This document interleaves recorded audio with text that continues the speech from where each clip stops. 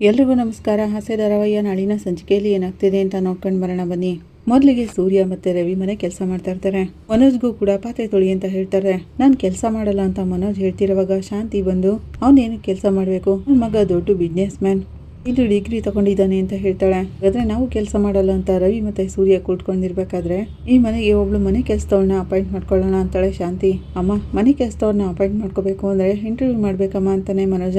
ಮನೇಲಿ ಬೇರೆ ನೀನು ಒಬ್ಳೇ ಇರ್ತೀಯ, ನಿನ್ಗೆ ಏನಾದರೂ ಮಾಡಿ ಮನೇಲಿ ಇರೋದನ್ನೆಲ್ಲಾನು ದೋಚ್ಕೊಟ್ಟೋಗ್ಬಿಟ್ರೆ ಏನಮ್ಮ ಮಾಡೋದು ಅಂತಾನೆ. ಲೇ, ಏನು ಅಂತ ಮಾತಾಡ್ತಿದೀಯೋ ಅಂತ ಶಾಂತಿ ಹೇಳ್ತಾಳೆ. ಆಗ ಸೂರ್ಯ, ಲೇ ಏನೋ ನೀನು ಇಂಥ ಸಾಧಾರಣ ಮನೆ ಕೆಲಸ ಮಾಡೋರೆಲ್ಲ ತಪ್ಪು ಮಾಡ್ತಾರೆ ಅಂತಾನೆ ಅನ್ಸುತ್ತಾ ನಿನ್ಗೆ ಯಾವಾಗ್ಲೂ ಅಂತಾನೆ. ಆಗ ಶಾಂತಿ, ಮಾಡೋರಿಗೆ ಬಡವರು ಶ್ರೀಮಂತರು ಅನ್ನೋ ವ್ಯತ್ಯಾಸ ಏನಾದ್ರು ಇರುತ್ತಾ ಹೆಂಗೆ ಅಂತಾಳೆ. ಅದಕ್ಕೆ ಅಮ್ಮ ನಾನು ಹೇಳ್ತಿರೋದು, ಯಾರನ್ನ ಕೆಲ್ಸಕ್ಕೆ ತಗೋಬೇಕಾದ್ರೂ ಇಂಟರ್ವ್ಯೂ ಮಾಡಿ ತಗೊಳ್ಳೋಣ ಅಂತಾನೆ. ಅದು ಕೂಡ ನಾನೇ ಇಂಟರ್ವ್ಯೂ ಮಾಡಿ ಸೆಲೆಕ್ಟ್ ಮಾಡ್ತೀನಿ ಅಂತಾನೆ. ಆಗ ಸೂರ್ಯ, ಲೇ ಮನೋಜ, ಹೀಗೆ ಮನೆ ಕೆಲಸದವ್ರನ್ನ ಇಂಟರ್ವ್ಯೂ ಮಾಡೋ ಬದಲು ಒಂದೇ ಒಂದ್ಸರಿ ಆ ಪಾರ್ಲರ್ ಅಮ್ಮನ ಇಂಟರ್ವ್ಯೂ ಮಾಡಿದ್ರೆ ನಿನ್ನ ಜೀವನನೇ ಚೆನ್ನಾಗಿರ್ತಿತ್ತಲ್ಲೋ ಅಂತಾನೆ. ಅಮ್ಮ ನೋಡಮ್ಮ ಇವನನ್ನ. ಹಾಗಂತ ಮನೋಜ ಶಾಂತಿ ಹತ್ರ ಹೋಗ್ತಾನೆ. ಲೇ, ನೀನು ಒಳಗೆ ಬರೋ, ಅವನು ಏನೇನಾದರೂ ಹೇಳ್ತಾನೆ ಇರ್ತಾನೆ ಅಂತೇಳಿ ಶಾಂತಿ ಮನೋಜನ್ನ ರೂಮಿಗೆ ಕರ್ಕೊಂಡು ಹೋಗ್ತಾಳೆ. ಏ ರವಿ, ಅಪ್ಪನಿಗೆ ಟಿಫನ್ ಕೊಡು ಮೊದಲು. ಅಪ್ಪ, ನೀನು ಮಾತ್ರ ತಗೋಬೇಕು, ನಡಿಯಪ್ಪ ಮೊದಲು ಅಂತಾನೆ. ಲೇ, ನನಗೆ ಹೊಟ್ಟೆ ಹಶ್ವಾಗ್ತಿಲ್ಲ ಕಣೋ, ಎಲ್ಲರೂ ತಿನ್ನೋವಾಗಲೇ ನಾನು ತಿಂತೀನಿ ಅಂತಾರೆ ರಂಗನಾಥ್ ಅವರು. ಈ ಕಡೆ ರೂಮ್ನಲ್ಲಿ ರಂಗನಾಥ್ ಅವರು ಬೇಜಾರು ಮಾಡ್ಕೊಂಡು ಕೂಳ್ತಿರೋವಾಗ, ಏನ್ರಿ ಹೀಗೆ ಯೋಚನೆ ಮಾಡ್ತಿದ್ದೀರಲ್ಲ ಅಂತಾಳೆ ಶಾಂತಿ. ಕೂತ್ಕೋ ಹೇಳ್ತೀನಿ ಅಂತ ರಂಗನಾಥ್ ಅವರು ಹೇಳ್ತಾರೆ. ಹೇಳ್ರಿ, ಏನು ವಿಷಯ ಅದು ಅಂತಾಳೆ ಶಾಂತಿ. ಕೂತ್ಕೋ ಅಂತ ಹೇಳ್ತಿದ್ದೀನಲ್ಲ, ನಾನು ನಿನ್ನ ಜೊತೆ ಮಾತಾಡಬೇಕು ಅಂತಾರೆ ರಂಗನಾಥ್ ಅವರು. ಮೀನ ಇರೋ ಮನೆಗೂ ಮೀನ ಇಲ್ಲದೆ ಇರೋ ಮನೆಗೂ ನಿನ್ಗೆ ಏನಾದರೂ ವ್ಯತ್ಯಾಸ ಗೊತ್ತಾಗ್ತಿದ್ಯಾ ಅಂತಾರೆ. ಆಗ ಶಾಂತಿ, ನನಗೆ ಯಾವ ವ್ಯತ್ಯಾಸನೂ ಗೊತ್ತಾಗ್ತಿಲ್ಲ ಅಂತಾಳೆ. ಆಗ ರಂಗನಾಥ್ ಅವರು, ನೀನು ನಿಜವಾಗ್ಲೂ ಮೀನನ ಸೊಸೆ ಥರ ಪ್ರೀತಿ ಮಾಡಿ ನೋಡಿದ್ದೀರ, ನಿನ್ಗದೆಲ್ಲ ಗೊತ್ತಾಗ್ತಿತ್ತು ಅಂತಾರೆ. ನಾನು ಅವಳನ್ನ ಪ್ರೀತಿಯಿಂದ ಮರ್ಯಾದೆಯಿಂದ ನೋಡ್ಕೋಬೇಕಿತ್ತಾ, ಅವಳೇ ನಮ್ಮ ಅತ್ತೆನಾ ಅಂತ ಶಾಂತಿ ಕೇಳ್ತಿರೋವಾಗ, ನೀನು ಅತ್ತೆ ಅಂತ ಅವಳು ಯಾವಾಗಲೂ ಮರ್ಯಾದೆ ಕೊಡ್ತಿದ್ಲು, ಆದರೆ ಮೀನಾ ನಿನ್ನ ಸೊಸೆ ಅನ್ನೋ ಮರ್ಯಾದೆನ ನೀನು ಅವಳಿಗೆ ಕೊಡ್ತಿರ್ಲಿಲ್ಲ. ಹಾಗೇನಾದರೂ ಕೊಟ್ಟಿದ್ದಿದ್ರೆ ಅವಳ ಪ್ರೀತಿ ಏನು ಅಂತ ನಿನ್ಗೆ ಅರ್ಥ ಆಗ್ತಿತ್ತು ಅಂತಾರೆ. ಸ್ವಲ್ಪ ಯೋಚನೆ ಮಾಡಿ ನೋಡು, ಮೀನಾ ಈ ಮನೇಲಿ ಇರೋವರೆಗೂ ಹೇಗಿತ್ತು, ಈಗ ಅವಳು ಹೋಗಿ 1 ದಿನ ಆಯಿತು, ಅವಳಿಲ್ಲಿ ಈ ಮನೆ ಬೇಕು ಅಂತಿದೆ ಅಂತಾರೆ. ಮನೆಯಲ್ಲಿ ಏನೆಲ್ಲ ಆಗ್ತಿದೆ ಅಂತ ಗೊತ್ತಾಗ್ತಿದ್ಯಾ ಅಂತಾರೆ. ಈಗೇನಾಯಿತು ಅವಳು ಇಲ್ದೇನೆ ಅಂತ ಶಾಂತಿ ಕೇಳ್ತಿರೋವಾಗ, 3 ಜನ ಮಕ್ಕಳು ಕೆಲಸ ಮಾಡೋಕ್ಕೆ ಜಗಳ ಆಡ್ತಿದ್ದಾರೆ. ಸೂರ್ಯ ಏನೋ ಅವ್ನ ಕೆಲಸ ಅವ್ನು ಮಾಡ್ದ, ರವಿನೂ ಅವ್ನ ಕೆಲಸ ಅವ್ನು ಮಾಡ್ತಿದ್ದಾನೆ, ಆದರೆ ಮನೋಜ ಮಾತ್ರ ಯಾವ ಕೆಲಸನೂ ಮಾಡಲ್ಲ ಅಂತ ಹೇಳ್ಬಿಟ್ರ. ಆದರೆ ಮೀನಾ ಈ ಮನೆಯಲ್ಲಿ ಇರೋವರೆಗೂ ಆ ಮಗು ಬೆಳಗ್ಗೆಯಿಂದ ರಾತ್ರಿ ಮಲಗೋವರೆಗೂ ಕೆಲಸ ಮಾಡ್ತಾನೆ ಇರ್ತಿದ್ಲು. ಈ ಮನೆಯಲ್ಲಿರೋ ಮೂಲೆ ಮುಡುಕು ಎಲ್ಲ ಗೊತ್ತು ಅವಳಿಗೆ. ಯಾರು ಏನೇ ಹೇಳಿದ್ರು ಬೇಜಾರು ಮಾಡ್ಕೊಳ್ದೆ ಮನೆ ಕೆಲಸ ಮಾಡ್ಕೊಂಡು ಹೋಗ್ತಿದ್ಲು. ಅಡುಗೆ ಮಾಡೋದು, ಮನೆ ಒರೆಸೋದು, ಪಾತ್ರೆ ತೊಳೆಯೋದು ಎಲ್ಲನೂ ಒಬ್ಳೆ ಮಾಡ್ತಿದ್ಲು. ಅದನ್ನೆಲ್ಲ ಯಾರು ಹೇಳಿದ್ರು ಅವಳಿಗೆ ಮಾಡು ಅಂತ, ಯಾರು ಹೇಳ್ದೇನೆ ಅವಳು ಅಷ್ಟೊಂದೆಲ್ಲ ಕೆಲಸ ಮಾಡ್ತಿದ್ಲು. ನೀನು ಕೋಪದಲ್ಲಿ ಅವಳನ್ನ ಎಷ್ಟು ದಿನ ಬೈದಿಲ್ಲ, ಆದ್ರೂ ಎಲ್ಲ ಕೆಲಸನೂ ಮಾಡ್ಕೊಂಡು ಹೋಗ್ತಿದ್ಲು. ಅದಕ್ಕೆ ಕಾರಣ ಅವಳಿಗೆ ಈ ಕುಟುಂಬದ ಮೇಲಿರೋ ಅಕ್ರೆ. ಅದು ಅಲ್ಲದೆ ಅವಳು ನಮ್ಮೆಲ್ಲರ ಮೇಲೂ ಜೀವನ ಇಟ್ಕೊಂಡಿದ್ದಾಳೆ ಅಂತ ರಂಗನಾಥ್ ಅವರು ಹೇಳ್ತಿರುವಾಗ ಶಾಂತಿ ಬಗ್ಗೆ ನೀವು ಮಾತಾಡೋದನ್ನ ಬಿಟ್ರೆ ಅಂತ ಹೇಳಕ್ ಬರ್ತಾಳೆ. ಸುಮ್ಮನೆ ನೀನು ಮಾತಾಡಬೇಡ ಶಾಂತಿ, ಅವಳೇನು ಈ ಮನೆಯಲ್ಲಿ ಸುಮ್ಮನೆ ಬಿಟ್ಟು ಬಿದ್ದಿರಲಿಲ್ಲ. ಮನೆ ಕೆಲಸ ಮಾಡೋದಲ್ಲೇ ಹೂ ಕಟ್ಟಿ ದುಡ್ಡು ಸಂಪಾದನೆ ಮಾಡ್ಕೋತಿದ್ಲು.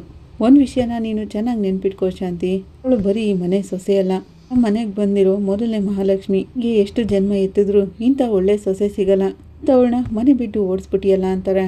ಶಾಂತಿ, ಈ ಮನೆಗೆ ಯಾವ್ದು ಒಳ್ಳೇದು ಯಾವ್ದು ಕೆಟ್ಟದ್ದು ಅಂತ ನನಗೆ ಚೆನ್ನಾಗಿ ಗೊತ್ತು, ನಾನು ಏನೇ ಮಾಡಿದ್ರು ಸರಿಯಾಗಿರುತ್ತೆ, ನಾನು ಮಾಡಿರೋದೆಲ್ಲ ನಿಮ್ಮ ಒಳ್ಳೇದಕ್ಕೆ ಅಂತಾಳೆ ಶಾಂತಿ. ಆಗ ರಂಗನಾಥ್ ಅವರು, ನನಗೆ ನೀನೇನು ಒಳ್ಳೇದು ಮಾಡೋದು ಬೇಕಾಗಿಲ್ಲ, ನಾನು ಹೇಳೋದನ್ನ ಮಾಡೋ ಅಷ್ಟು ಸಾಕು ಅಂತಾರೆ. ಈಗ ನಾನು ಹೇಳ್ತಿರೋದನ್ನೆಲ್ಲ ನೀನು ಕೇಳೋ ಥರ ನನಗೆ ಅನ್ನಿಸ್ತಿಲ್ಲ, ಆದ್ರೂ ನಾನು ಹಿಂಗೆ ಹೇಳ್ತಿದ್ದೀನಿ ಮೀನಾನ ಅಂತ ಹೇಳಕ್ಕೆ ಬರ್ತಾರೆ ರಂಗನಾಥ್ ಅವರು.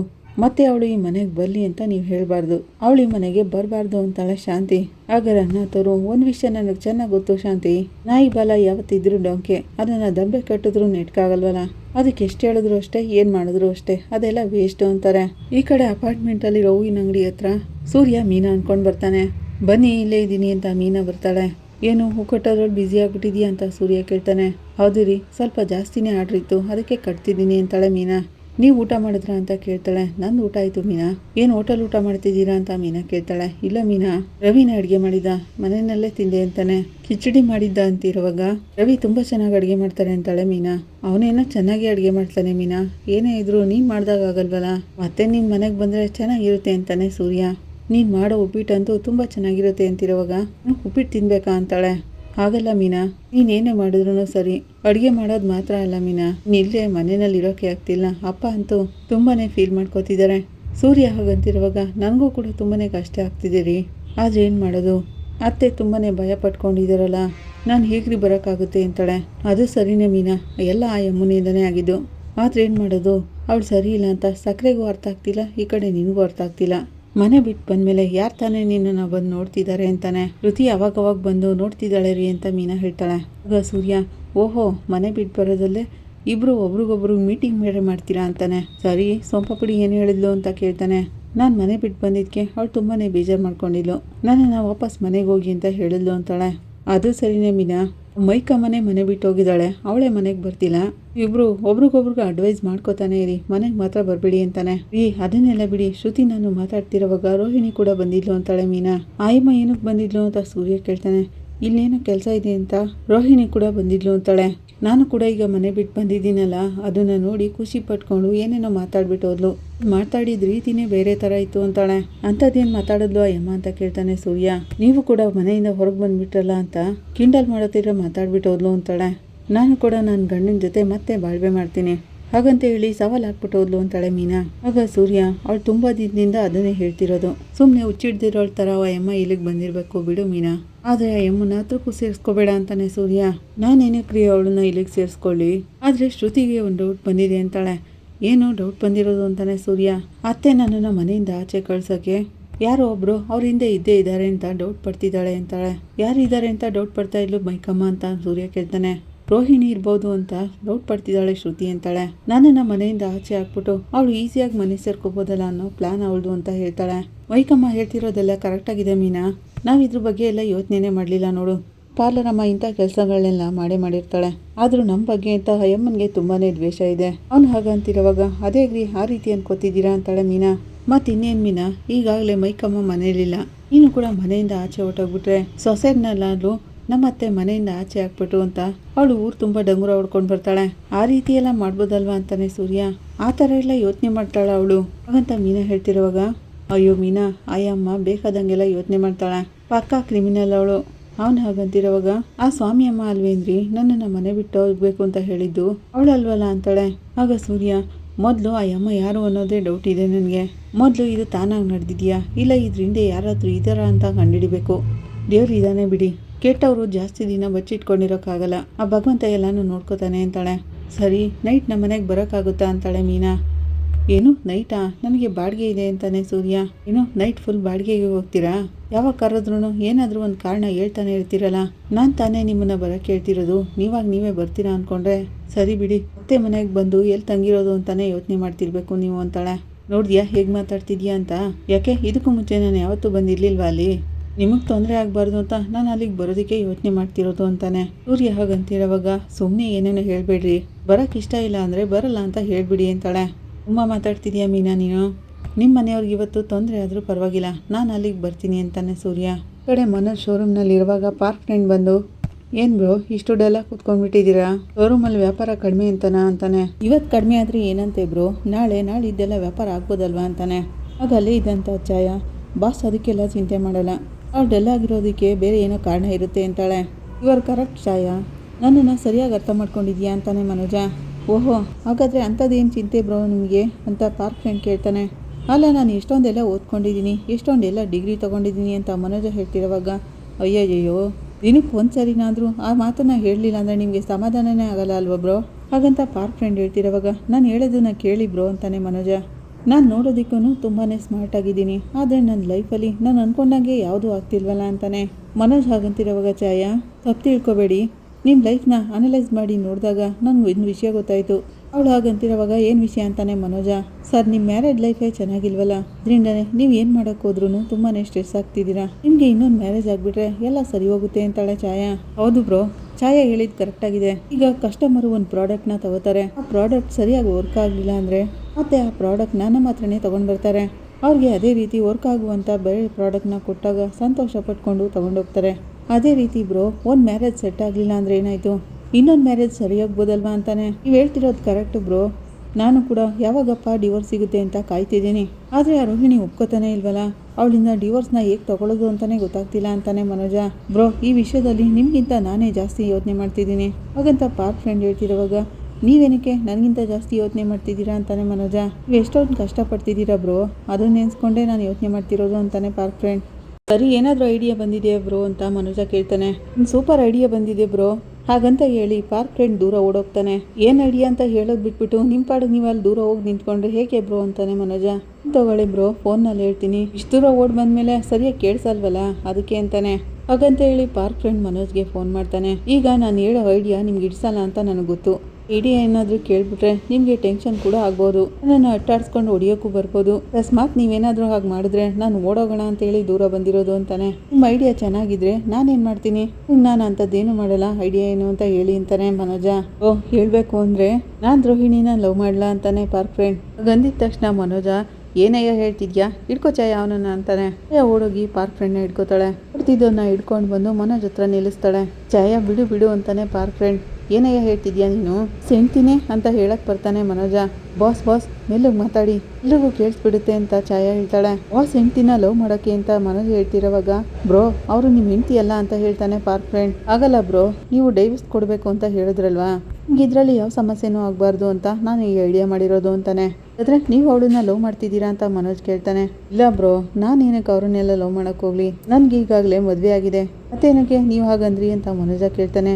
ರೋಹಿಣಿನ ಲವ್ ಮಾಡೋ ಥರ ನಾಟಕ ಮಾಡ್ತೀನಿ ಬ್ರೋ ಅಂತ ಪಾರ್ಕ್ ಫ್ರೆಂಡ್ ಹೇಳ್ತಾನೆ. ನಾಟಕ ಮಾಡಿ ಅಂತ ಮನೋಜ ಕೇಳ್ತಾನೆ.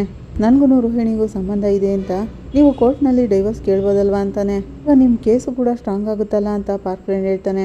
ಕೇಸು ಸ್ಟ್ರಾಂಗ್ ಆಗೋ ಬದಲು ನೀವು ಹೇಳಿದ್ದೆ ಸ್ಟ್ರಾಂಗ್ ಆಗಿದೆಯಲ್ಲ ಬ್ರೋ ಅಂತ ಮನೋಜ ಹೇಳ್ತಾನೆ. ಸರ್ ಇದೆಲ್ಲ ನಾಟಕ ತಾನೆ, ನಿಮಗೆ ಡೈವರ್ಸ್ ಸಿಗಬೇಕು ಅಂದರೆ ಈ ರೀಸನ್ ಸ್ಟ್ರಾಂಗ್ ಆಗಿದೆ ಅಂತ ಛಾಯ ಹೇಳ್ತಾಳೆ. ನನಗೊಂದು ಅರ್ಥ ಆಗ್ತಿಲ್ಲ, ಆದರೆ ಅವಳಿಂದ ನನಗೆ ಆದಷ್ಟು ಬೇಗ ಡೈವರ್ಸ್ ಸಿಕ್ಕಿದ್ರೆ ಸಾಕು ಅಂತಾನೆ ಮನೋಜ.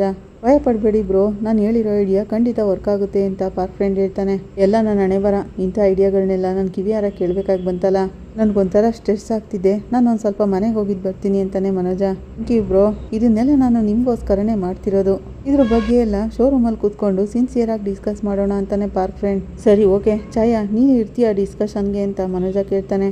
ಇಲ್ಲ ಬಾಸ್, ಲೇಟಾಗಿ ಹೋದ್ರೆ ಅಮ್ಮ ಬೈತಾರೆ, ಹಾಗಂತ ಹೇಳಿ ಛಾಯಾ ಅಲ್ಲಿಂದ ಹೊರಟೋಗ್ತಾಳೆ.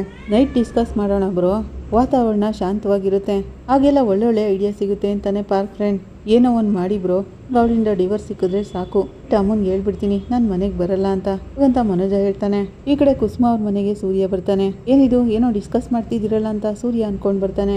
ಏನಿಲ್ಲ ಬನ್ನಿ ಬಾವ, ಇವತ್ತು ನೈಟ್ ಅಕ್ಕ ನೀವು ಬರ್ತೀರಾ ಅಂತ ಹೇಳಿದ್ಲು, ನಾನು ನೈಟ್ ಶೋ ಹೋಗ್ತಿದ್ದೀನಿ ಅಂತ ಮಂಜ ಹೇಳ್ತಾನೆ. ಏನೋ ನಾನು ಬರ್ತೀನಿ ಅಂತ ನೈಟ್ ಶೋಗೆ ಹೋಗ್ತಿದ್ಯಾ ಅಂತ ಸೂರ್ಯ ಹೇಳ್ತಾನೆ. ಎಲ್ಲ ಏನೂ ಇಲ್ಲ ಬಾವ, ನಾನು ನೆನ್ನೆನೇ ಬುಕ್ ಮಾಡಿದೆ, ಫ್ರೆಂಡ್ಸ್ ಎಲ್ಲ ಬರ್ತೀನಿ ಅಂತ ಹೇಳಿದ್ದಾರೆ ಅಂತ ಮಂಜ ಹೇಳ್ತಿರೋವಾಗ ಸರಿ ಹೋಗಿದ್ಬಾ, ಇಂಥ ವಯಸ್ಸಿನಲ್ಲೇ ಕಣೋ ಅದನ್ನೆಲ್ಲ ನೋಡೋಕ್ಕಾಗೋದು, ಫ್ರೆಂಡ್ಸ್ ಜೊತೆ ಇರೋಕ್ಕಾಗೋದು, ಆಯಿತು ಅಂತ ಅನ್ಕೋ, ಈ ಥರ ಎಲ್ಲ ಫ್ರೀಯಾಗಿ ಇರೋಕ್ಕೆ ಆಗಲ್ಲ, ಇಲ್ಲೋಗ್ಬೇಡ ಇಲ್ಲೋಗ್ಬೇಡ ಫ್ರೆಂಡ್ಸ್ ನೋಡಬೇಡ, ಬರೀ ಇದೇ ಆಗುತ್ತೆ ಅಂತ ಹೇಳಿ ನಮ್ಮನ್ನ ಕಟ್ ಹಾಕ್ಬಿಡ್ತಾರೆ ಅಂತಿರೋವಾಗಲೇ ಮೀನಾ ಅಲ್ಲಿಗೆ ಬರ್ತಾಳೆ. ಹಾಗಾದರೆ ನಾನು ನಿಮ್ಮನ್ನ ಕಟ್ ಹಾಕ್ಬಿಟ್ಟಿದ್ದೀನಾ ಅಂತಾಳೆ. ಆಗ ಸೂರ್ಯ, ಲೇ ಮಂಜ ಮಕ್ಕ ಒಳಗೆ ಇದ್ದಾಳೆ ಅಂತ ಹೇಳ್ಬಾರ್ದೇನೋ ಅಂತಾನೆ. ಎಲ್ಲಗ ರೀತಿ ಹೇಳ್ಬಿಟ್ಟು, ಇಲ್ಲ ಮೀನಾ ಬೇರೆಯವ್ರಿಗೆ ಆ ರೀತಿ ಹೇಳಿದ್ದು, ಇನ್ನು ನನ್ನ ಪ್ರೀತಿಯಿಂದ ಕಟ್ಟಾಕಿದೆಯಲ್ವಾ ಅಂತಾನೆ. ಆಗ ಮಂಜ, ಬಾವ ಚೆನ್ನಾಗಿ ಸಂಭಾಳಿಸಿದ್ರಿ ಅಂತಾನೆ. ನೀನು ಸುಮ್ಮನಿರೋ ಅಂತಾನೆ ಸೂರ್ಯ. ಇದು ಏನು ಅಡುಗೆ ಸ್ಮೆಲ್ ಇಷ್ಟೊಂದು ಘಮ ಅಂತಿದೆ ಅಂತಾನೆ ಸೂರ್ಯ. ಹೌದೌದು, ನಿಮ್ಮನ್ನ ಕಟ್ಟಾಕೋಕ್ಕೋಸ್ಕರ ಒಳ್ಳೆ ಅಡುಗೆ ಮಾಡಿದ್ದೀನಿ ಅಂತಾಳೆ ಮೀನಾ. ಏನು ಸ್ಪೆಷಲು ಅಂತಾನೆ ಸೂರ್ಯ. ಬಾವ ನೀವು ನಮ್ಮ ಮನೆಗೆ ಬಂದಿದ್ದೀರಲ್ಲ ಅದೇ ಸ್ಪೆಷಲು ಅಂತಾನೆ ಮಂಜ. ಏನೋ ಹೊಸದಾಗಿ ನನಗೋಸ್ಕರನೇ ಮಾಡಿರೋ ಹಾಗಿದೆ ಅಂತಾನೆ ಸೂರ್ಯ. ಹಾಗೆಲ್ಲ ಏನೂ ಇಲ್ಲ ರೀ, ತುಂಬ ದಿನ ಆಯ್ತಲ್ಲ ನೀವು ನಮ್ಮ ಮನೆಗೆ ಬಂದು, ಅದಕ್ಕೆ ಅಮ್ಮನ ಇಷ್ಟೊಂದೆಲ್ಲ ಅಡುಗೆ ಮಾಡೋಕ್ಕೆ ಹೇಳಿದ್ರು ಅಂತಾಳೆ ಮೀನಾ. ಏನು ಕತೆ ಇದೆಲ್ಲ ಅಂತ ಸೂರ್ಯ ಕೇಳ್ತಾನೆ. ಇಲ್ಲಿ ಹೇಳಿ ಅಂದರೆ ನೀವು ಇಲ್ಲಿಗೆ ಬಂದಿದ್ದು ತುಂಬ ದಿನನೇ ಆಯಿತು, ಅವಾಗವಾಗ ನೀವು ಈ ಕಡೆ ಬರೋದೇ ಇಲ್ವಲ್ಲ ಅಂತಾರೆ ಕುಸುಮ. ಏನು ಮಾಡೋದು ಅತ್ತೆ, ಬಾಡಿಗೆ ಇರುತ್ತೆ, ಯಾರಾದರೂ ಕರೆದ್ರೆ ಹೋಗ್ಲೇಬೇಕಲ್ಲ, ಹೆಂಡತಿ ಕರೆದಾಗ್ಲೂ ಹೇಗೋ ಸಂಭಾಳಿಸ್ಬಿಡ್ಬೋದು, ಆದರೆ ಬಾಡಿಗೆ ಕರೆದ್ರೆ ಹೋಗ್ಲೇಬೇಕಲ್ಲ ಅತ್ತೆ ಅಂತಾನೆ. ಹೌದೌದು, ನೀವೇನು ಹೇಳಿದ್ರು ನಾವು ನಂಬಿಡ್ತೀವಲ್ಲ ಅದಕ್ಕೇನ ಅಂತಾಳೆ ಮೀನಾ. ಆ ಥರ ಅಲ್ಲ, ಈಗ ಕರೆದಾಗ ಬರಲ್ಲ ಅಂತ ಹೇಳೋಕ್ಕಾಗಲ್ವಲ್ಲ ಅದಕ್ಕೆ ಅಂತಾನೆ ಸೂರ್ಯ. ಓಹೋ, ಹಾಗಾದರೆ ಇನ್ಮೇಲೆ ನಿಮ್ಮನ್ನು ಕರಿಬೇಕು ಅಂದರೆ ಕಾರ್ನೇ ಬುಕ್ ಮಾಡಬೇಕಾ ಅಂತಾಳೆ ಮೀನಾ. ಅಯ್ಯೋ ಮೀನಾ, ನೀನು ಕರೆದೆ ನಾನು ಬಂದಿದ್ದೀನಲ್ವಾ ಅಂತ ಸೂರ್ಯ ಹೇಳ್ತಾನೆ. ದೊಡ್ಡದಾಗಿ ತ್ಯಾಗ ಮಾಡಿರೋರ ಥರ ಮಾತಾಡ್ತಿದ್ದೀರಲ್ಲ ಹಾಗಂತ ಮೀನಾ ಹೇಳ್ತಿರೋವಾಗ, ಸುಮ್ಮನೆ ಏನೇನೋ ಮಾತಾಡ್ತಿರ್ಬೇಡ್ವೆ, ಮೊದಲು ಅಳಿಯಂದ್ರಿಗೆ ಊಟಕ್ಕೆ ಬಡಿಸು ಅಂತಾರೆ ಕುಸುಮ. ಇನ್ನೂ ಸಾಂಬಾರು ಕುದೀತಾ ಇದೆ ಅಮ್ಮ, ಇನ್ನೊಂದು 5 ನಿಮಿಷ ಆಗುತ್ತೆ ಅಂತ ಮೀನಾ ಹೇಳ್ತಾಳೆ. ಸಾಂಬಾರು ಮಾತ್ರ ಕುದೀತಾ ಇಲ್ಲ, ಮೀನಾ ಕೂಡ ಕುದೀತಾ ಇದ್ದಾಳೆ, ಇನ್ನೊಂದು 5 ನಿಮಿಷ ಆಗಲಿ ಬಿಡಿ ಅಂತಾನೆ ಸೂರ್ಯ. ಮೀನಾ ನಾನು ನೋಡ್ತೀನಿ ಬಿಡು ಅಂತ ಕುಸುಮ ಅವರು ಒಳಗೋಗ್ತಾರೆ. ಮಾವನ್ಗೆ ಹೇಳಿದ್ದೀರಾ ಮನೆಗೆ ಬರಲ್ಲ ಅಂತ, ಹಾಗಂತ ಮೀನಾ ಕೇಳ್ತಾಳೆ. ಬರ್ಬೇಕಾದ್ರೇನೆ ಹೇಳ್ಬಿಟ್ಟು ಬಂದಿದ್ದೀನಿ ಅಂತ ಸೂರ್ಯ ಹೇಳ್ತಾನೆ. ಆಗ ಅಲ್ಲಿಗೆ ಮನೆ ಓನರ್ ಬಂದು ಹತ್ರ ಒಂದು ಮುಖ್ಯವಾದ ವಿಷಯ ಮಾತಾಡಬೇಕು, ಎಲ್ಲ ಬೆಲೆಗಳು ಜಾಸ್ತಿ ಆಗ್ತಿವೆ ಅಂತ ಹೇಳ್ತಾರೆ. ಇನ್ನೆಲ್ಲ ಟಿವಿನಲ್ಲಿ ಹೇಳ್ತಾನೆ ಇರ್ತಾರಲ್ಲ ಅಂತ ಸೂರ್ಯ ಹೇಳ್ತಾನೆ. ಆಗಲ್ಲಪ್ಪ, ಬೆಲೆಗಳೆಲ್ಲ ಜಾಸ್ತಿ ಆಗ್ತಿದ್ದೇವೆ. ನಾನು ಮಕ್ಕಳು ಚಿಕ್ಕವರಾಗಿರುವಾಗಲೇ ಈ ಮನೆನ ನಿಮ್ಗೆಲ್ಲ ಬಾಡಿಗೆ ಕೊಟ್ಟಿದ್ದೆ. ಈಗಲೂ ಕೂಡ ನನಗೆ ಅದೇ ಬಾಡಿಗೆನ ತಗೊಳಕ್ಕಾಗಲ್ಲ. ಬಾಡಿಗೆನ ಜಾಸ್ತಿ ಮಾಡಬೇಕು ಅಂತ ಅನ್ಕೊಂಡಿದ್ದೀನಿ ಅಂತಾರೆ. ಸರ್, ನಮಗೆ ತುಂಬಾನೇ ಕಷ್ಟ ಆಗುತ್ತೆ ಅಂತ ಕುಸುಮ ಅವ್ರು ಹೇಳ್ತಿರೋವಾಗ, ಈಗ ನಿಮ್ಮ ಮಗನ ದುಡಿತಿದ್ದಾನಲ್ಲಮ್ಮ, ಎಲ್ಲರೂ ಒಳ್ಳೊಳ್ಳೆ ಕೆಲಸನೇ ಮಾಡ್ತಿದ್ದೀರಾ, ಅಂದಮೇಲೆ ನೀವು ಬಾಡಿಗೆ ಕೊಡ್ಬೋದಲ್ವಾ ಅಂತ ಓನರ್ ಕೇಳ್ತಾರೆ. ಸರ್, ದೊಡ್ಡ ಮನ್ಸು ಮಾಡಿ ಅಷ್ಟೊಂದು ಬಾಡಿಗೆ ಎಲ್ಲ ಕೇಳಬೇಡಿ ಸರ್. ಈಗಿರೋ ಬಾಡಿಗೆಗಿಂತ 1-2 ಸಾವಿರ ಜಾಸ್ತಿ ಕೊಡ್ಬೋದು ಅಷ್ಟೇ ಸರ್. 2 ವರ್ಷ ಬಾಡಿಗೆನ ಏರಿಸ್ಬೇಡಿ ಸರ್. ಹುಡುಗನೂ ಕೂಡ ಈ ಕೆಲ್ಸಕ್ಕೆ ಸೇರಿದ್ದಾನೆ. ನೀವು ಕೊಡಿ ಅಂದರೆ ಹೇಗೆ ಅಂತ ಸೂರ್ಯ ಕೇಳ್ಕೊತಾನೆ. ಆಗ ಮನೆ ಓನರ್, ಸರಿನಪ್ಪ, ನೀನು ಹೇಳ್ದಾಗೆ ಆಗಲಿ ಅಮ್ಮ, ನಾನು ಇನ್ನೂ 2 ವರ್ಷ ಮನೆ ಬಾಡಿಗೆನ ಏರಿಸಲ್ಲ. 2 ಸಾವಿರ ಜಾಸ್ತಿ ಕೊಡ್ತೀನಿ ಅಂತ ಹೇಳ್ತಿದ್ದೀರಾ, ಸರಿ ಬಿಡಿ, ಹಾಗೇನೇ ಆಗಲಿ ಅಂತ ಮನೆ ಓನರ್ ಹೇಳ್ತಾರೆ. ಕುಸುಮ ಅವರು, ಈ ಥರ ಖರ್ಚು ತಕ್ಷಣ ಬರುತ್ತೆ ಅಂತ ನಾನು ಅನ್ಕೊಂಡೇ ಇರಲಿಲ್ಲ ಅಂತಾರೆ. ಇನ್ನೇನಮ್ಮ ಮಾಡೋಕ್ಕಾಗುತ್ತೆ, ತುಂಬ ವರ್ಷದಿಂದ ಈ ಏರಿಯಾದಲ್ಲೇ ಇದ್ದೀವಿ ಹಾಗಂತ ಮೀನಾ ಹೇಳ್ತಾಳೆ. ಅಮ್ಮ, ಹೊಸ ಮನೆಗೆ ಹೋಗ್ಬೇಕು ಅಂದರೆ ಇದಕ್ಕಿಂತ ಜಾಸ್ತಿ ಬಾಡಿಗೆನೇ ಕೊಡ್ಬೇಕಮ್ಮ ಹಾಗಂತ ಮುಂಜೆ ಹೇಳ್ತಾನೆ. ಈ ಕಡೆ ಸೂರ್ಯ, ನೀವೇನು ಚಿಂತೆ ಮಾಡಬೇಡಿ ಅತ್ತೆ, ನಾನು ಮೀನಾ ಸೇರಿ ಆ ದುಡ್ಡನ್ನ ಕೊಡ್ತೀವಿ ಅಂತಾನೆ. ಇಲ್ಲ ಅಳಿ ಅಂದರೆ ಅದೆಲ್ಲ ಏನು ಬೇಡಿ, ನೀವು ಕೂತ್ಕೊಳ್ಳಿ, ನಾನು ಊಟ ತೊಗೊಂಡು ಬರ್ತೀನಿ ಅಂತ ಕುಸುಮ ಅವರು ಒಳಗೋಗ್ತಾರೆ. ಮಂಜಾ ಫೋನ್ ಬಂತು ಅಂತ ಆಚೆ ಹೋಗ್ತಾನೆ. ಈ ಕಡೆ ರಂಗನಾಥ್ ಅವ್ರ ಮನೆಯಲ್ಲಿ ಶಾಂತಿಗೆ ರವಿ ಫೋನ್ ಮಾಡ್ತಾನೆ. ಹೇಳ ರವಿ ಅಂತ ಶಾಂತಿ ಕೇಳ್ತಾಳೆ. ಸರಿ, ನೀನೇ ತಗೊಂಡು ಬಂದ್ಬಿಡು ಅಂತಾಳೆ. ಅದು ಬೇಡ ಕಣೋ, ಚಪಾತಿ ಮಾತ್ರ ಸಾಕು ಅಂತಾಳೆ. ನೈಟು ಲೇಟ್ ಆದ್ರೇನಂತೆ, ಮನೆಗೆ ಬರಬೇಕು ತಾನೆ ಅಂತ ಶಾಂತಿ ಕೇಳ್ತಾಳೆ. ಹೌದಾ ಅಂತೇಳಿ ಫೋನ್ ಇಡ್ತಾಳೆ. ಏನ್ರಿ, ರವಿ ನೈಟ್ ಮನೆಗೆ ಬರಲ್ವಂತೆ ಅಂತಾಳೆ ಶಾಂತಿ. ಯಾಕೆ ಅಂತ ಕೇಳ್ತಾರೆ ರಂಗನಾಥ್ ಅವರು. ಅವ್ನ ಫ್ರೆಂಡು ಎಲ್ಲೋ ದುಬೈನಿಂದ ಬಂದಿದ್ದಾರಂತೆ, ಅವ್ರ ಜೊತೆನೇ ಇದ್ದು ಬೆಳಗಿನ ಜಾವ ಬರ್ತಾನಂತೆ ಅಂತಾರೆ. ಸೂರ್ಯ ಕೂಡ ಮೀನಾ ಮನೆಗೆ ಹೋಗ್ತೀನಿ ಅಂತ ಹೇಳಿದಾನೆ, ಈಗಾಗಲೇ ಅಲ್ಲಿಗೆ ಹೋಗಿದ್ದಾನೆ. ಮನೋಜ್ ಕೂಡ ಶೋರೂಮಲ್ಲೇ ಇರ್ತೀನಿ ಅಂತ ಹೇಳ್ದ. ಈಗ ರವಿ ಕೂಡ ಬರಲ್ವಾ, ನಾವಿಬ್ಬರೇ ಇರೋ ಹಾಗೆ ಮಾಡ್ಬಿಟ್ಟಿಯಲ್ಲ ಮನೆಯಲ್ಲಿ ಅಂತ ರಂಗನಾಥ್ ಅವರು ಹೇಳ್ತಾರೆ. ಯಾಕ್ರಿ, ದೇವ್ರ ಜೊತೆ ಇರೋರ್ ಥರ ಭಯ ಪಡ್ತಿದ್ದೀರಾ ಅಂತಾಳೆ ಶಾಂತಿ. ಜೊತೆನೇ ಅಲ್ವಾ ಬಾಳಾಟ ಮಾಡ್ತಿರೋದು ಅಂತ ರಂಗನಾಥ್ ಅವರು ಹೇಳ್ತಾರೆ. ಹೇಳಿದ್ರಿ ಅಂತ ಶಾಂತಿ ಕೇಳ್ತಾಳೆ. ಇಲ್ಲ, ಊಟ ಮಾಡ್ದ ಅಂತ ಕೇಳಿದೆ ಅಂತಾರೆ ರಂಗನಾಥ್ ಅವರು. ರವಿ ಚಪಾತಿ ಕಳಿಸ್ಕೊಡ್ತೀನಿ ಅಂತ ಹೇಳಿದಾನೆ ಅಂತಾಳೆ ಶಾಂತಿ. ನನಗೇನು ಬೇಡ ಅಂತ ರಂಗನಾಥ್ ಅವರು ಹೇಳ್ತಾರೆ. ಯಾಕೆ ಅಂತ ಶಾಂತಿ ಕೇಳ್ತಾಳೆ. ನನಗೆ ಊಟ ಮಾಡಬೇಕು ಅಂತ ಅನ್ನಿಸ್ತಿಲ್ಲ ಅಂತಾರೆ. ಏನಾಯ್ತು ನಿಮಗೆ, ಏನಾದರೂ ಆರೋಗ್ಯ ಕೆಟ್ಟಿದೆಯಾ ಅಂತ ಶಾಂತಿ ರಂಗನಾಥ್ ಅವ್ರ ಹತ್ರ ಹೋಗಿ ನೋಡೋಕೆ ಹೋಗ್ತಾಳೆ. ನನಗೇನು ಆಗಿಲ್ಲ ಶಾಂತಿ, ನನಗೆ ಮನ್ಸು ಸರಿ ಇಲ್ಲ ಅಷ್ಟೇ, ಊಟ ಮಾಡೋಕೆ ಇಷ್ಟ ಇಲ್ಲ ಅಂತಾರೆ. ಸರಿ ಇಲ್ಲ ಅಂದ್ರೇನು, ಹೊಟ್ಟೆ ಹಶ್ವಾಗಲ್ವಾ ಅಂತಾಳೆ ಶಾಂತಿ. ಹಶ್ವಾಗಲ್ಲ, ನೀನು ಹೋಗಿ ತಿನ್ನು ಅಂತಾರೆ. ಆಗಲಿಗೆ ಕೇಶವ ಅವ್ರು ಬರ್ತಾರೆ. ರಂಗನಾಥ ಅನ್ಕೊಂಡು ಒಳಗೆ ಬರ್ತಾರೆ. ಬಾ ಕೇಶವ ಅಂತ ರಂಗನಾಥ್ ಅವರು ಹೇಳ್ತಾರೆ. ಹೇಗಮ್ಮ ಇದ್ದೀರಾ ಅಂತ ಕೇಶವ ಅವ್ರು ಕೇಳ್ತಾರೆ. ಇವ್ರು ಹೇಳಿರ್ಬೇಕಲ್ಲ ಮನೆಯಲ್ಲಿ ಹೇಗಿದ್ದೀವಿ, ಏನು ನಡೀತಿದೆ ಅಂತ. ನಾನು ಇವ್ರು ಹೇಳ್ಬಿಟ್ಟಿರ್ತಾರಲ್ಲ ಅಂತಾಳೆ ಶಾಂತಿ. ಅವ್ರು ಏನು ಕೇಳಿದ್ರು, ಚೆನ್ನಾಗಿದ್ದೀರಾ ಅಂತ ಕೇಳಿದ್ರು ಅಷ್ಟೇ ತಾನೇ, ಅಥವಾ ಹೌದು ಅಂತ ಹೇಳಬೇಕು. ಅದನ್ನು ಬಿಟ್ಟು ಬೇರೆ ಎಲ್ಲ ಮಾತಾಡ್ತೀಯಲ್ಲ ಶಾಂತಿ ಅಂತಾರೆ ರಂಗನಾಥ್ ಅವರು. ಆಗಲ್ಲ, ಏನಕ್ಕೆ ಇಷ್ಟೊತ್ತಲ್ಲಿ ಬಂದಿದ್ದಾರೆ ಅಂತ ಕೇಳಕ್ ಬಂದೆ ಅಂತಾಳೆ ಶಾಂತಿ. ಏನು, ಇಬ್ರು ಸೇರಿ ಹೊರಗಡೆ ಹೋಗ್ತಿದ್ದೀರಾ ಅಂತ ಕೇಳ್ತಾಳೆ. ಹೊರಗಡೆ ಎಲ್ಲೂ ಹೋಗಲ್ಲ, ಇಲ್ಲೇ ಆಚೆ ಮಲ್ಕೋತೀವಿ ಇಬ್ರು ಅಂತಾರೆ. ಆಚೆ ಮಲ್ಕೋತೀರಾ ಅಂತ ಶಾಂತಿ ಕೇಳ್ತಾಳೆ. ಅಂತಿರುವಾಗ ನಿಮ್ಗೆ ಇಲ್ಲಿ ನಿದ್ದೆ ಸರಿಯಾಗಿ ಬರಲ್ಲ, ನಿದ್ದೆ ಬರೋವರೆಗೂ ಅವನ ಜೊತೆ ಮಾತಾಡ್ಕೊಂಡು ಮಲ್ಕೋತೀನಿ ಅಂತ ರಂಗನಾಥ್ ಅವರು ಹೇಳ್ತಾರೆ. ಏನು ಪದ ಹೇಳಿ ನಿಮ್ಮನ್ನ ಮಲಗಿಸ್ತಾರಾ ಅಂತ ಶಾಂತಿ ಕೇಳ್ತಾಳೆ. ಆ ಥರ ಎಲ್ಲ ನನಗೆ ಮಾಡಕ್ ಬರಲ್ಲ ಅಮ್ಮ, ಸುಮ್ಮನೆ ಇವ್ರ ಜೊತೆ ಮಾತಾಡ್ತೀನಿ ಅಷ್ಟೇ ಅಂತ ಕೇಶವ ಅವರು ಹೇಳ್ತಾರೆ. ಮಾಡೋ ಹೊತ್ನಲ್ಲಿ ಏನು ಮಾತಾಡ್ತೀರಾ ನೀವಿಬ್ರು ಅಂತ ಶಾಂತಿ ಕೇಳ್ತಾಳೆ. ಹೊರಗಡೆ ಶಾಂತವಾಗಿ ಮಲಗಿ ಹಳೆ ಕಥೆನೆಲ್ಲ ಮಾತಾಡ್ತಿರ್ತೀವಿ, ಮನಸ್ಸಿಗೆ ಸ್ವಲ್ಪ ಶಾಂತಿ ನೆಮ್ಮದಿ ಸಿಗುತ್ತೆ ಅಂತಾರೆ. ಕೇಶವ ಅವರು ಹಾಗಂತಿರುವಾಗ ಇವ್ರ ಜೊತೆ ಮಾತಾಡಿ ನೀವು ಮನಸ್ಸನ್ನ ಸಮಾಧಾನ ಮಾಡ್ಕೊಳ್ಳುವಂಥದ್ದು ಏನಿದೆ, ನನ್ನ ಹತ್ರನೇ ಮಾತಾಡಬಾರ್ದ ಅಂತ ಶಾಂತಿ ಕೇಳ್ತಾಳೆ. ಇವನು ನನ್ನ ಫ್ರೆಂಡು, ಇವನ ಜೊತೆ ನಾನು ಏನು ಬೇಕಾದರೂ ಮಾತಾಡ್ತೀನಿ, ಪೂರಾ ಸಂತೋಷವಾಗಿರ್ತೀನಿ, ಪೂರ್ತಿ ಸಂತೋಷವಾಗಿರ್ತೀವಿ ಅಂತಿರುವಾಗ, ಹಾಗಾದ್ರೆ ನೀವು ಹೇಳಿದ್ನ ನಾನು ಕೇಳಲ್ವಾ ಅಂತ ಶಾಂತಿ ಕೇಳ್ತಾಳೆ. ನಿನ್ನ ಹತ್ರ ಯಾರಾದರೂ ಮಾತಾಡೋಕ್ಕಾಗತ್ತಾ, ನೀನಿರೋವಾಗ ನೀನು ಮಾತಾಡೋದನ್ನ ಬಿಟ್ಟು ನಮ್ಮನೇಲಿ ಮಾತಾಡೋಕೆ ಬಿಡ್ತೀಯಾ? ಇವರು ಮಾತಾಡ್ತಿದ್ದಾರೆ ಅಂದರೆ ಒಬ್ರು ಹೇಳಿದ್ದನ್ನ ಇನ್ನೊಬ್ರು ಕೇಳಿಸ್ಕೋಬೇಕು, ಅದರಲ್ಲಿ ನಿನ್ನಂಥವ್ರ ಜೊತೆ ಹೇಗೆ ಮಾತಾಡೋಕ್ಕಾಗುತ್ತೆ ಅಂತ ರಂಗನಾಥ್ ಅವರು ಹೇಳ್ತಿರೋವಾಗ, ಇವ್ರ ಜೊತೆ ನೈಟ್ ಬಿಟ್ಟಿಯಾಗಿ ಮಾತಾಡಿ ಆರೋಗ್ಯ ಹಾಳು ಮಾಡ್ಕೋಬೇಕು ಅಂತ ಅಂದ್ಕೊಂಡಿದ್ದೀರಾ ಅಂತಾಳೆ ಶಾಂತಿ. ಇಲ್ಲ, ಏನೂ ಇಲ್ಲ ಅಮ್ಮ, ನಿದ್ದೆ ಬಂದಾಗ ಹಾಗೇನೆ ಮಲ್ಕೊಂಡ್ಬಿಡ್ತೀವಿ ಅಂತ ಕೇಶವ ಅವರು ಹೇಳ್ತಾರೆ. ನಿಮ್ಮನೇಲಿ ನಿಮ್ಮ ಹೆಂಡತಿ ಅದೇ ಕಳಿಸ್ಕೊಟ್ಬಿಟ್ರು ಅಂತ ಶಾಂತಿ ಕೇಳ್ತಾಳೆ. ರಂಗನಾಥ ಕರ್ದ ಅಂತ ಹೇಳಿದೆ, ಸರಿ ಹೋಗಿದ್ ಬನ್ನಿ ಅಂತ ಕಳಿಸ್ಕೊಟ್ಲು ನನ್ನ ಹೆಂಡತಿ ಅಂತಾರೆ ಕೇಶವ. ಅದೇಗೆ ಸರಿ ಅಂತ ಕಳಿಸ್ಕೊಟ್ಬಿಟ್ರು ಅಂತ ಶಾಂತಿ ಕೇಳ್ತಾಳೆ. ಅವನಿಗೆ ಗಂಡ ಹೇಳಿದ ಮಾತನ್ನ ಕೇಳೋ ಹೆಂಡತಿ ಸಿಕ್ಕಿದ್ದಾಳೆ ಅಂತ ರಂಗನಾಥ್ ಅವರು ಹೇಳ್ತಿರೋವಾಗ, ಹಾಗಾದ್ರೆ ನೀವು ಹೇಳಿದ ಮಾತನ್ನ ನಾನು ಕೇಳಲ್ವಾ ಅಂತಾಳೆ ಶಾಂತಿ. ನೀನು ಹೇಳೋದನ್ನ ಕೇಳ್ಕೊಂಡೇ ತಾನೇ ಈ ಥರ ಎಲ್ಲನೂ ಮಾಡಿಟ್ಟಿರೋದು ಕೂಡ ಅಂತಾರೆ ರಂಗನಾಥ್ ಅವರು. ಸರಿ, ಊಟ ಮಾಡಿಕೊಂಡು ಬಾಗ್ಲು ಹಾಕೊಂಡು ಮಲ್ಕೊ ಅಂತಾರೆ. ಕೇಶವ, ಅಲ್ಲಿ ಚಾಪೆ ದಿಂಬು ಬೆಡ್ಶೀಟ್ ಎಲ್ಲ ಇದೆ, ಅದನ್ನು ತಗೊಂಡ್ ಬಾ ಅಂತೇಳಿ ರಂಗನಾಥ್ ಅವರು ಮತ್ತೆ ಕೇಶವ ಅವರು ಮನೆಯಿಂದ ಆಚೆ ಹೋಗ್ತಾರೆ. ಈ ಕಡೆ ಶಾಂತಿ ಛೇ ಅಂತೇಳಿ ಸೋಫಾ ಮೇಲೆ ಬಂದು ಕೂತ್ಕೋತಾಳೆ. ಅವಳು ಹಾಗೇನೆ ಮಲ್ಕೋತಾಳೆ. ಆಗ ಕಾಲಿಂಗ್ ಬೆಲ್ ಆಗುತ್ತೆ. ಮೇಡಮ್, ರವಿ ಸರ್ ಕೊಟ್ಟು ಕಳಿಸಿದ್ರು ಅಂತೇಳಿ ಒಬ್ರು ಊಟ ತಂದು ಕೊಡ್ತಾರೆ. ಶಾಂತಿ ಅದನ್ನು ತಗೊಂಡು ಬಾಗ್ಲಾಗೊಂಡು ಒಳಗೆ ಬಂದು ತಿನ್ನೋ ಕೂತ್ಕೋತಾಳೆ. ಹೊಟ್ಟೆಗೆ ಬಡಿಸ್ಕೊಂಡು ಬಾಯಿಗಿಡಕ್ಕೆ ಹೋಗ್ತಾಳೆ. ಈಗ ಮನೇಲಿ ಎಲ್ಲರೂ ಸೇರಿ ತಿಂತಿರೋದು ನೆನಪಾಗುತ್ತೆ. ಹಾಗೇನೆ ಶಾಂತಿ ಎದ್ದು ಬಂದು ಸೋಫಾ ಮೇಲೆ ಕೂತ್ಕೋತಾಳೆ. ನಿದ್ದೆ ಮಾಡೋಕ್ಕಾಗದೆ ನೈಟ್ ಪೂರ್ತಿ ಹಾಗೆ ಎಚ್ಚರವಾಗಿ ಏನೇನು ಯೋಚನೆ ಮಾಡ್ತಾ ಕೂತ್ಕೋತಾಳೆ. ಸೋಫಾ ಮೇಲೆ ಕೂತ್ಕೊಂಡು ತೂಕಡಿಸ್ತಾಳೆ. ಹಾಗೇನೆ ಎದ್ದು ಮನೆ ಎಲ್ಲ ಖಾಲಿಯಾಗಿರೋದನ್ನ ನೋಡ್ತಾಳೆ. ಶಾಂತಿ ನಿದ್ದೆ ಬರದೆ ಮನೇಲೆಲ್ಲ ಓಡಾಡ್ತಿರ್ತಾಳೆ. ಶಾಂತಿ ಒಬ್ಬಂಟಿಯಾಗುತ್ತನಲ್ಲ ಅಂತ ಫೀಲ್ ಮಾಡ್ಕೋತಿರ್ತಾಳೆ. ಇಲ್ಲಿಗೆ ಈ ಸಂಚಿಕೆ ಮುಕ್ತಾಯ ಆಗುತ್ತೆ. ನಿಮ್ಗೆ ಇಷ್ಟ ಆದರೆ ಲೈಕ್ ಮಾಡಿ, ಕಮೆಂಟ್ ಮಾಡಿ, ಸಬ್ಸ್ಕ್ರೈಬ್ ಮಾಡಿ. Thank you.